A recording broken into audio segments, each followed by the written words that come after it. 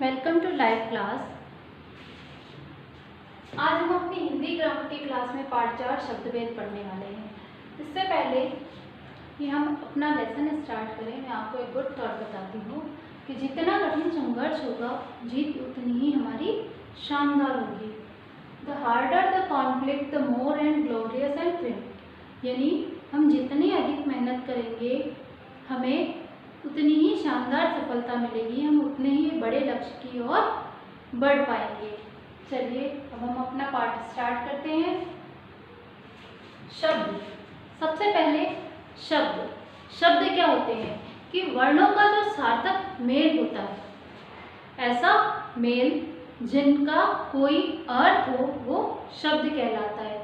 और जो सार्थक शब्द होता है उसी का अपनी भाषा में हम प्रयोग करते हैं। निरर्थक शब्दों का प्रयोग भाषा में नहीं किया जाता है। हम आम बोलचाल की भाषा में निरर्थक शब्दों का प्रयोग कर देते हैं, लेकिन व्याकरणिक भाषा जो होती है उसमें हम निरर्थक शब्दों का प्रयोग नहीं कर सकते। अब पद। पद क्या होते हैं? जिन शब्दों का प्रयोग वाक्यों में किया जाता है, यानी वाक्य जिन शब्दों से मिलकर बनता है वो पद कहलाते हैं। वाक्य जिन शब्दों से मिलकर बनते हैं वो पद कहलाते हैं। शब्द के भेद। शब्द के 4 भेद होते हैं। स्रोत या उत्पत्ति के आधार पर, सेकंड रचना के आधार पर, थर्ड अर्थ के आधार पर और फोर्थ प्रयोग के आधार पर। आज हम अपनी क्लास में उत्पत्ति के आधार पर शब्द इस भेद के बारे में पढ़ेंगे।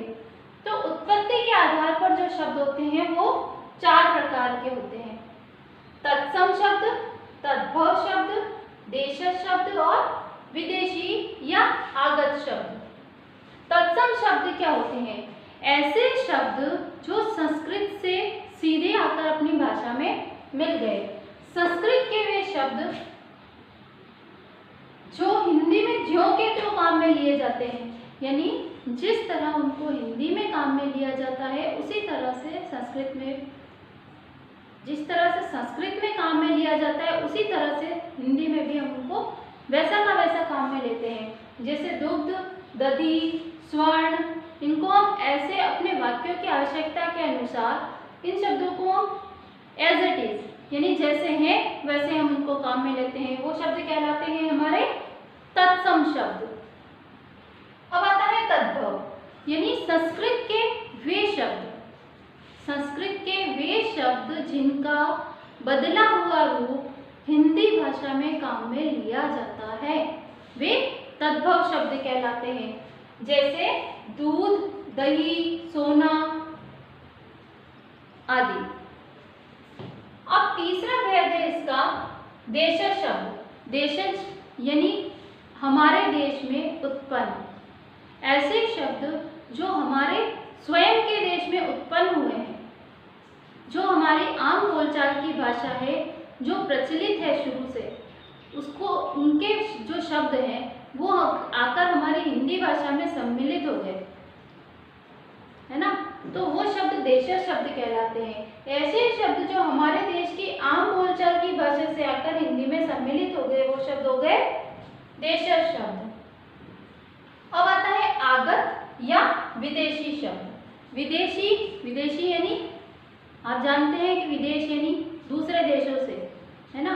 आगत आए हुए, दूसरे देशों से जो आकर हमारी हिंदी भाषा में सम्मिलित हो गए वो शब्द कहलाते हैं विदेशी या आगत शब्द। जैसे डॉक्टर, ईमेल, आमदनी, कबूतर और भी शब्द हैं। अब जो विदेशी भाषाएं हैं वो कौन कौन सी हैं जिनसे हमारे हिंदी में आकर शब्द मिले हैं? वो है अंग्रेजी, फारसी, अरबी, पुर्तगाली, तुर्की।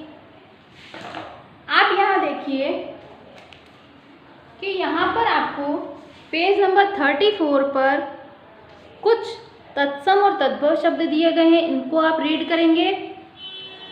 और आगत और विदेशी, आगत शब्द जो है, जो जिसको हम विदेशी शब्द कहते हैं, वो आपको दिए गए हैं कि अंग्रेजी से कौन कौन से शब्द आए हैं, अरबी या फारसी से कौन कौन से आए हैं, तुर्की से कौन से आए हैं और पुर्तगाली भाषा से हमारी भाषा में कौन से शब्द आए हैं, इनको आप रीड करेंगे।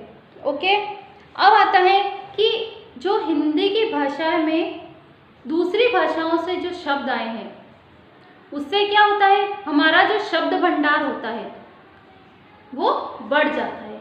यानी अगर हमारे पास कोई चीज़ है और उसमें अगर कोई दूसरी चीज़ बाहर से आकर मिलाई जाए तो क्वांटिटी बढ़ेगी, तो क्या होता है कि हमारी हिंदी भाषा समृद्ध हो जाती है।